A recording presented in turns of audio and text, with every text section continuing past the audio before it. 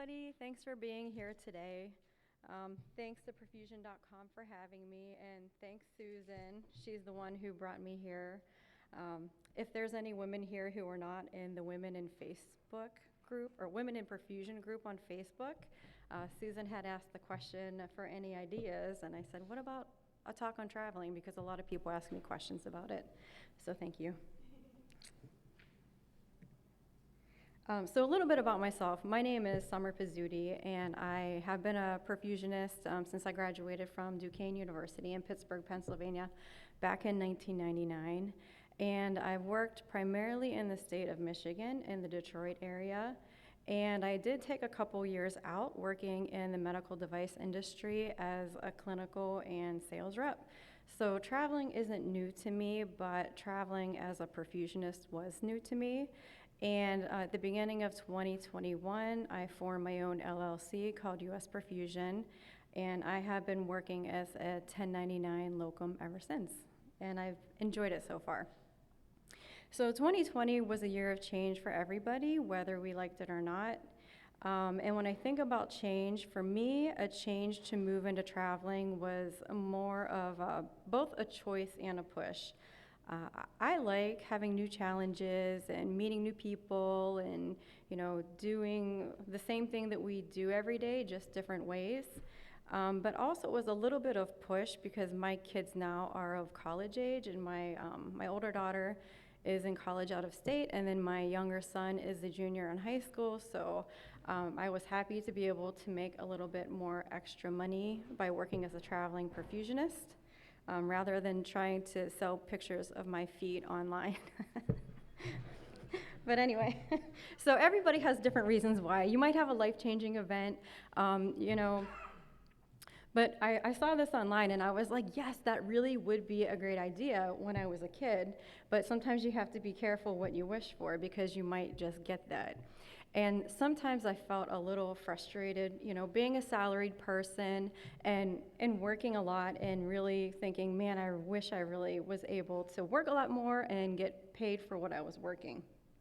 I love what I do, but nobody really wants to do things for free. So if anybody here has ever felt overworked and underpaid, maybe nobody ever has, but if you had, back in 2015, 2016, the American Board of Cardiovascular Perfusion put out a survey to all certified perfusionists, and they were asking some questions just to get the feel of the workforce of perfusionists. And they had asked some questions such as the age of perfusionists, were you a man or woman, how many years you planned on working for before you retired, and also they looked at some workplace staffing demands. Because as perfusionists, we know whenever the cath lab started firing up and we had a lot of extra devices to do there, that really took a pull on staffing. But also whenever ECMO started to get really big, and this was even before COVID, that really took a hit on staffing as well. And then, I started thinking about it. Back in 2007 is actually when I first started working as a locum, because there was a local hospital that called around the city looking for some help, and I ended up working there moonlighting after my full-time job, midnights and weekends, to help them out with some ECMO, because they just simply couldn't pump cases and watch their ECMO at the same time. So, there are a lot of demands. Even if you think about hypax and angiovacs, it takes a whole person out of the staffing. And then you factor in call, and your quality of life can take a hit. And so the results of this survey was published in the Journal of Extracorporeal Technology in 2017. And I have to give a shout out to David Curry, who is not here today. I don't think he's watching, but he gave me these slides a couple of years ago. And when they looked at the results of the survey, greater than 40% of the perfusionists were over the age of 50 years old. And keep in mind, this data is more than 5 years old now. And then when they asked perfusionists how many years they anticipated working before retiring, 38% of the perfusionists said within 1 to 10 years, and then another 33% said within 11 to 20 years. So that's more than half of our workforce. And I do want to point out, I can't remember the number exactly, but more than 85% of the perfusionists surveyed that were certified from the American boards and eligible did reply to this. So this was the largest comprehensive survey to date that I'm aware of. And when I think about the road less taken, for me, it was becoming a traveler. There's a lot of security working as a hospital-based or contract-based person at your hospital as a W-2. Um, you know, it's more like, I mean, I liked it, and it really was a leap of faith for me. But when you're working at a hospital, you know you're going to be taken care of. It's like being at your mom's or grandma's. There's always a place for you. And then when you think about being a traveler, I think of this as like, your spouse says, okay, you're gonna go stay with my in-laws for a week without me, and it's just scary. But so, but you do have a lot of choices as a traveler, and you do have a lot of autonomy.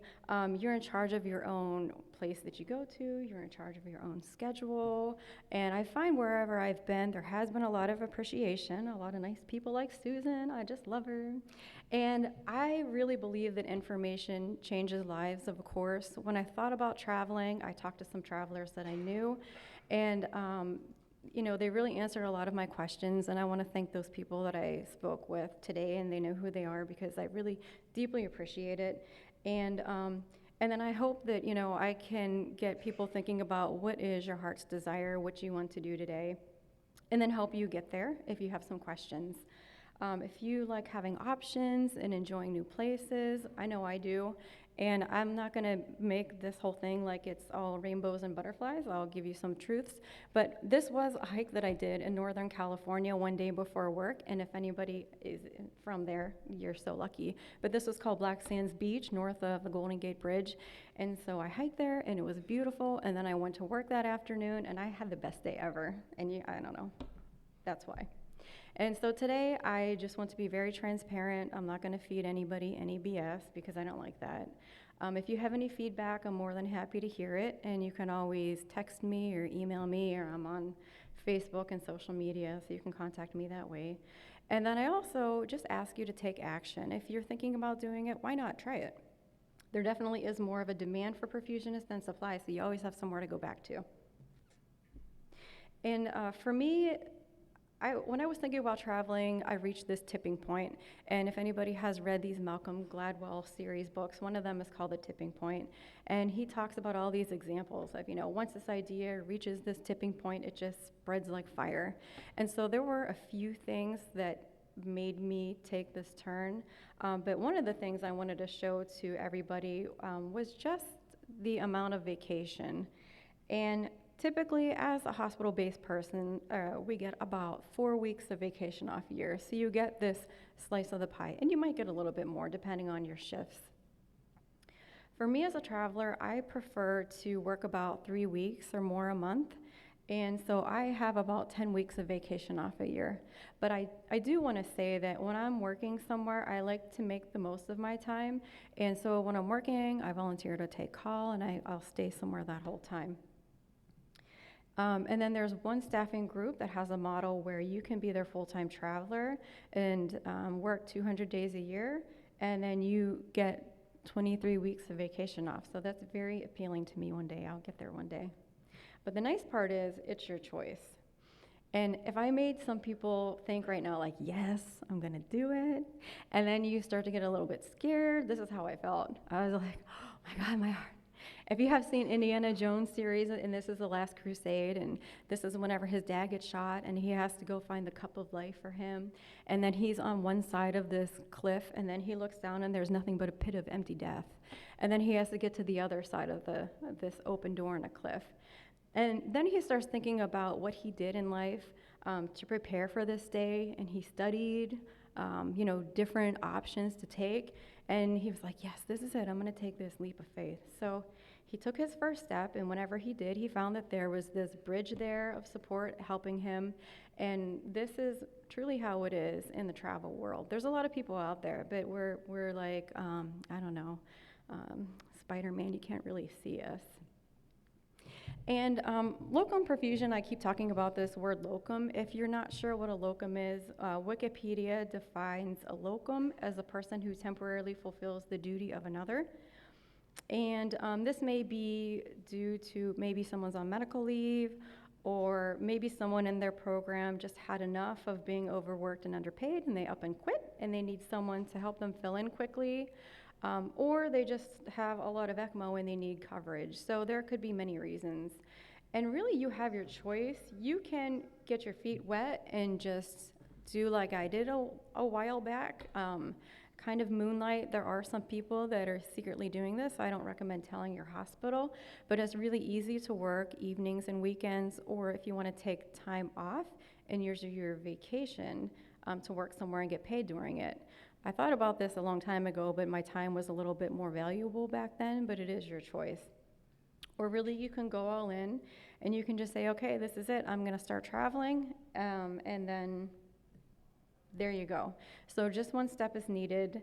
There are a whole bunch of people out there to support you, not just traveling perfusionists, but also the perfusion staffing companies, which I was very grateful for. And I encourage everybody to believe in yourself, because you can do it. If you can work with a cranky surgeon, you can do anything. But just know that there is work required, and I'll talk about that today. And so whenever I thought about doing this, I was taking a lot of notes and things, and I tried to put together a little bit of a comprehensive list today. So it might sound like a lot, but I'll go through it and make it smooth and easy. So when you begin, you want to establish yourself. Just make it known that you're available now to start traveling. If you're thinking about working in a state that has licensure, and you know that they have a job available, you want to get started on that right away, because it does take time. And also, I speak from working as a 1099 because that's what I've done, but there is an option as a traveler to work as a W-2. But if you're working as a 1099, you will want to establish yourself as an LLC. This way you can keep your business and your personal assets separated. Also think about opening a separate business banking account. And then you definitely want to make sure you have a good tax person, especially if you're working as a self-employed person. Also, you want to start gathering your credentialing. These things you'll have already, and you might just need a little bit more as you're going to different hospitals. Also think about malpractice insurance. Typically this is provided, but you might want to get extra. And then if you're carrying the life and health insurance for your family, you want to start shopping around for this as well. Retirement, if you're working as a self-employed person, all of these traditionally provided hospital benefits go away, so you want to think about that. And then finally, I'm going to talk about doing a self-assessment. So you might be like, no, you lost me there. And so when I went on that beautiful hike earlier, I flew down these stairs, and you can't even see what they were. But I turned around that day, and I was looking back, and I thought, man, that's a little bit far to go before I head back there. Those were the stairs. But when I got up there, it was nice and easy and pretty, and that's kind of how the path to becoming a traveler is. You just kind of start doing a couple of things, and then everything falls in place.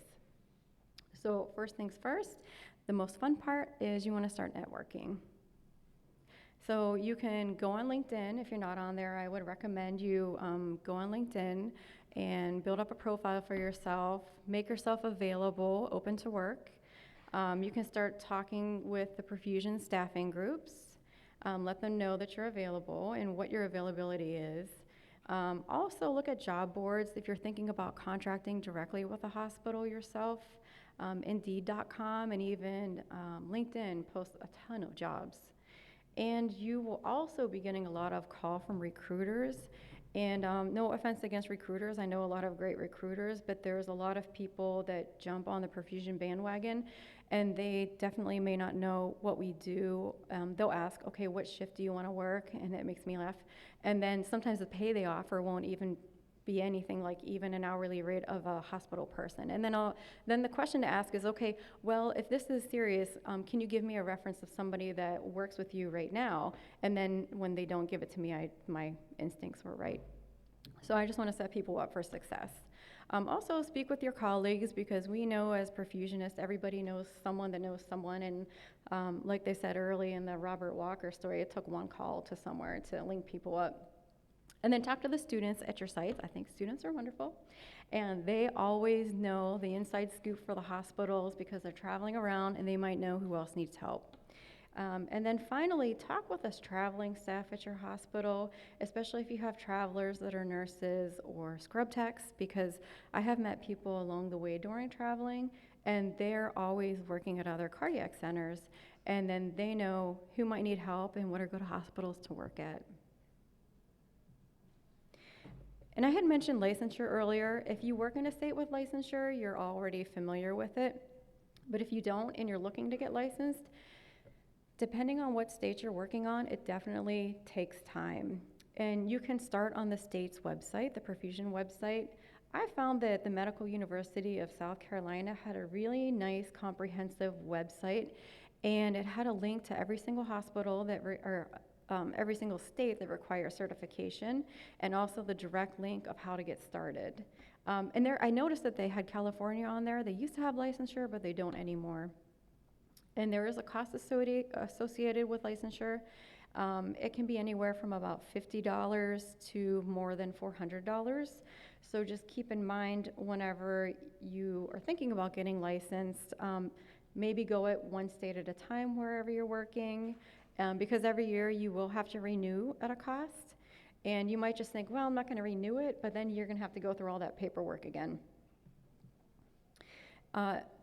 Think about establishing yourself as an LLC, especially if you're working as a self-employed person. This way you can keep your business and your personal assets separated for legal purposes.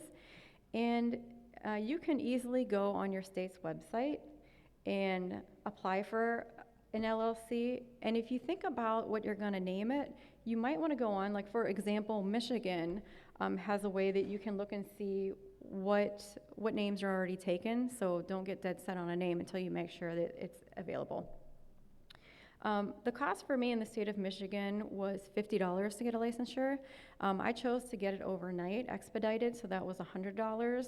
And it did come overnight, which was nice. And there is a cost to renew every year, and that was $50 for me in my state. Once you have your LLC, you'll want to open up a business banking account. And when you open it up under the name of your business or your LLC. This way you can have your direct deposits go directly there, and it's an easy separation from your personal bank accounts. And every time you open a bank account, you get a little bit of perks anyway, so that's a little bonus. And myself, I bank with PNC, so I already had a personal account with PNC, and then I went there and I opened up a business account with PNC. And I would recommend staying with the same bank because you can easily and freely transfer your money in between the two accounts. Now taxes, you want to find a good tax person, especially working as a 1099. If you don't have one, I'm happy to share mine with you. I get no kickbacks from it, but he came from a very good referral source, and I've been very happy with him. And he gets back to me like within an hour sometimes when I email him questions, and he works with people all across the United States, so he is on the ball. You will want to write this next thing down. If you're working as a 1099, you want to be very disciplined with your money, because working as a W-2, you get your taxes taken out for you by the hospital. But as a 1099, when you first get paid, you're like, oh my God, yes, it finally happened. I am making so much money. But then you pay your taxes, and as a 1099, you have to pay your quarterly estimate. So anybody here who is married to a self-employed person, you're already aware of this. And I knew I'd have to be paying taxes. But it's nice to know that you need to set money aside to pay these taxes. Credentialing, we always have to do credentialing. So this is not new to anybody. You'll want to get a list of your titers. If you don't have them, you can easily get a blood draw for this again. Your TB test, maybe some sort of e-learnings, CPR and BLS. Also, you'll need your ABCP certificate and also maybe the diploma from where you graduated from perfusion school. And if you're getting licensure or applying for licensure, depending on different states, because it's different for every state, you may need verification from the college that you graduated perfusion school from. And it might be a problem like it was for me. My school closed over, 15 or so years ago. So that may take a week of phone calls to multiple people to get a verification letter. Talk to some people, get some references because you'll need that. You will have to do drug testing, and you want to keep your information organized, and you want to keep it up to date. And all this paperwork is really easy to manage, and When I worked as a rep, someone had told me about this app. If you don't know about it, it's called Genius Scan, and it's free and it's easy to put on your phone. And you can scan any paperwork that you have from your phone, like a picture, and then you can save it in a file on your phone on the app, and it saves it as a PDF, and then you can just email this right to yourself. So this way you can keep a file with all this information, and then you can put it in a zip folder and email it off. Malpractice is typically provided. It is highly suggested to carry additional malpractice because it is very inexpensive in the whole realm of things. Early on, I didn't have it, but then I chose to get it after people said, no, you should get it. It's pretty easy to get and inexpensive. If you're contracting directly with a hospital yourself, you will have to get your own malpractice. I work with this group online, CM&F group, and I want to say it costs about $1,000 a year for coverage, and it was really easy to get online. They only asked a couple of questions, and it is coverage which is the industry standard, to my knowledge, of $1 million per incident and $6 million per aggregate. And then benefits, if you're working as a W-2, the benefits may be provided as an option. Working as a 1099, you will have to think about your own benefits, shop around for health insurance, life insurance, long-term disability. I carried long-term disability last year. I ended up dropping it after this year, but if anybody is interested in this, I'd be happy to talk about what it costs and what money was provided if you had an injury. Also, dental and vision and prescription coverage. And then this is just like, something I want to share for life because I didn't know about it always, but there's this discount program called GoodRx, and you can just look this up on your phone at the pharmacist. And even if you have insurance coverage, and maybe your insurance covers less and less every year on a prescription, if you look at this thing called GoodRx, you can say, oh, GoodRx price is this, just charge me for this discount program, and the pharmacy will do it. Retirement, the options really are great for funding a retirement fund as a 1099. You want to talk with your tax person and think about how much money you're going to be making and what the best retirement fund is for you. Myself, I opened up an SEP IRA, and I'm pretty sure that you can put upwards of $50,000 a year in your retirement fund. And then finally, you want to do a self-assessment. As perfusionists, of course, we're very confident and competent. And when you're thinking about going somewhere, you want to think about your experience. So for example, if you haven't done any ECMO or VADs and you're going to go somewhere that does do them, you want to be honest and upfront with the people and say, this is the experience that I have. If you're willing to learn something new, let them know. They might have time to teach you. But if you maybe don't want to do it or they don't have time to teach you, they'll say, that's okay, you can help us with backing us up or just, pumping cabbages. You definitely have to be a self-starter. In the travel world, just like in the perfusionist, you want to be a good example and just kind of get cracking and take the initiative. Plan ahead for where you're going. Say you're working on your home state is the West Coast. And if you're going to be working on the East Coast, you want to think about if you have to wake up in the morning to get ready for a case, that's going to be really early Pacific Standard Time. So just think about where you want to go. Brush up on your interpersonal skills. You want to make sure you're good with communicating with other people. Think about your business skills. You're going to have to keep track of your time, how much money you're making sure you're getting reimbursed and, submitting for that reimbursement. And then plus doing all of that list of things that I had mentioned earlier. And of course, as perfusionists, we need to be flexible and willing to adapt. So if you're going somewhere, definitely you don't want to be rigid and say, well, I'm just going to work 7 to 3 every day, because that might not work. It might work for some places, but you have to be flexible. And then finally, make sure you have family support. And I just don't mean your spouse and your kids or whoever at home, but I mean for your own self, because I'll show you this glorious picture of what it's like to be a traveler later. But you want to make sure that while you're away from home, you're okay with being away from home when your family's in your cushy house having a nice time. And that might sound like a lot. So I thought about talking about this article that I read last year about this longest ECMO transport. And I don't know if anyone had read this, but I would say it's a pretty fun read, and this will take your mind off of, this is hard stuff. So AirMed International was this air ambulance, and this was published in the Journal of Emergency Medical Services last year. And they got a call, and they said, in 2 weeks, we need you to transport a patient from the west coast of the United States to the Middle East in the UAE, so about 8,000 miles.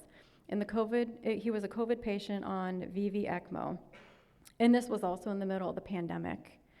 And I don't know about you guys, but I just think about transporting a patient who's on ECMO from the ICU to CT, and they're like, we need to go to CT, and you're like, oh God, they're on ECMO, they're on a balloon, they're on CRT, so that doesn't compare to this. But anyway, they had to plan for this. They had to have a lot of supplies, they had to have a lot of oxygen, they had to plan to land, to resupply in 5 different cities along the way, and plus they had to have all their documents as far as passports and COVID testing and COVID clearance. But also they had to report to all these people along the way and let them know how the patient was doing. But not just that, they also had to think about, what if something bad goes wrong and we can't land in our cushy pre-planned place? So what happened was they had a very successful trip. I don't really know what happened to the patient because it didn't say in this article, but maybe from, anyone from California might know this. But anyway, it just goes to say that even as a perfusionist working every day and as a traveler, if we plan and if we prepare, we definitely can have very successful outcomes and you'll be happy with things. So now, there's some people that will say, I'm never going to travel, I don't like it, I'm happy with where I am. And then there's some people that are dead set on saying traveling is, better than sliced bread. So I put together a little list of pros and cons. You're your own boss. You really get to choose where you want to work and even who you want to work with. And the more you work, the more you can earn. So I was just somewhere, I took a little break from pumping cases and watched some ECMO for a while, and they were 8-hour shifts. And so there was a lot of openings, and I thought, kids in college, I'm going to work double shifts every day. And so I did, and then you make more money. You can work in a variety of workplaces, so you don't really get stuck in any workplace drama. And again, you can choose how much you want to work, and there's some people that I know that only want to work part-time. And as a perfusionist, I have always worked full-time, but I have never heard of, a lot of places that offer a part-time possibility. So this way you can work part-time if you want to. And everywhere where I've been, I really have felt very valued and appreciated, not just by the perfusionists, but also by the staff and also even by the surgeons, because they see how hard the perfusionists are working and how much they need help. Maybe some pros or objections to being a traveler. You do have higher self-employment taxes as a 1099. And then I've heard some people say, well, man, I'm going to write everything off. I say do that with caution. Nothing really scares me except the IRS and filling out government forms and mountain lions from hiking. But just talk with your tax person, make sure you're doing the right thing. Obviously, if you're not working, you're not making any money, so you don't get any paid leaves. And you're always starting over again, so you have to be okay with this. Myself, I like to start over again. I find like it's a personal challenge. But every place you go, you're always going to be the outsider. So you have to be able to establish rapport and earn your credibility when you're there. And there is, of course, uncertainty of your next assignment. If I knew where I was at right now was ending at the end of May, the contract, back in March, I would already start looking. And what I do is I call everybody that I know. I don't care if I look desperate, but this way I get my choice because there's a lot of stuff out there. And then finally, you don't get your benefits that you were traditionally provided at the hospital working as a self-employed person. So you want to think about this. Some people opt to go without insurance and just, have a little cushion, but it's your choice. And working as a locum is different for everybody. A lot of people might say, well, people do it because you make more money. That's one thing, but the one thing that I found most is people enjoy working as a locum because they are in charge of their own time.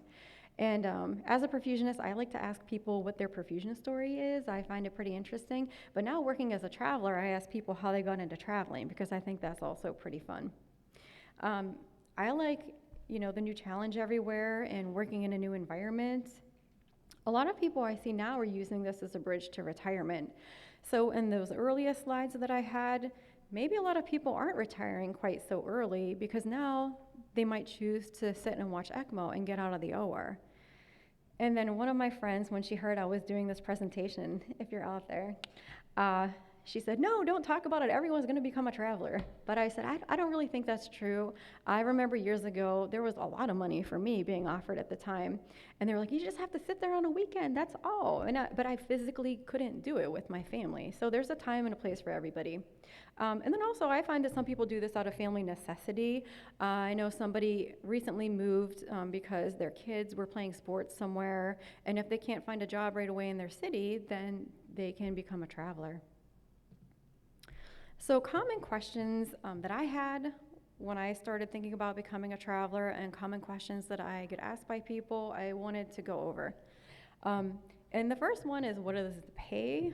I don't really know if it's appropriate to say this on a recorded line in front of everybody, but I'm more than happy to talk on the secret phone call like everybody do after that. But there is one perfusion group that does list an average of pay, what you should expect. What are the hours? They're perfusion hours. They're what we work all the time. There definitely is enough work out there. And everywhere that I've been, there is training and orientation, but I would say you have to be a person that's kind of like a see one, do one, teach one, take some notes so you know what you should be doing next time. It is expected that you should be a self-starter and really, jump on that. As far as reimbursement goes, getting there, staying there, and driving there should be reimbursed. So your flight, your hotel, and also your car. And of course, we want to do this with modesty. We're not flying first class. Anywhere from, 5 days to 1 month is the length that it takes me to get paid on average, depending on who I work for. And then some people will say, well, who should I work with? And really, it's your personal choice. I would encourage people to shop around, work with everybody, see what works for you. And I feel like I've worked with a lot of people or been in contact with a lot of people, and I've always had a good experience. One thing that I do want to say, and I really haven't run into this, but if you're working as a traveler, read your contract and just be aware if there's anything on there as a non-compete, because you're really not just shooting yourself in the foot, but you're shooting the industry in a foot, because there are contract companies that staff hospitals that do this, and they're really dependent on travelers to come in and help them. So I just wanted to remind people of that. Okay, and every time we want to go get something or have a service, we want things good, cheap, and fast. I call that the triangle of perfection. It's like when you work with a surgeon, and if you have a surgeon that's fast and not too fast, and really technically good, and also a nice person, triangle of perfection. And this is what we want with services as well. But the bad news is you can only pick two. If you want something good and cheap, it's not going to be fast. And so I'm not calling anybody cheap here, but I'm saying if you want somebody, just really fast and you're looking to hire a new grad, the only thing is they're not going to be that fast because they'll still might be in school, and also it may take a while to train them and then get them to start taking call. If you need somebody really cheap and fast, it might not be that good that you want to have. So say you run single man perfusion and you're on bypass and an emergency happens and you need an experienced person to help you out, but you are just kind of, pulling someone from the hallway, they might not be your first choice in what you want. If you want something fast and good, it won't be cheap either. So I just wanted to point this out, that you just want to make sure that you're getting paid what you're worth as a traveler, because you have to be good at what you do, you have to be able to get there fast and be committed, but then also you should be compensated for that, especially when you're moving to another city for a while to work. So this all might sound scary, and like I mentioned, I like to hike, and mountain lions were a scary thought for me.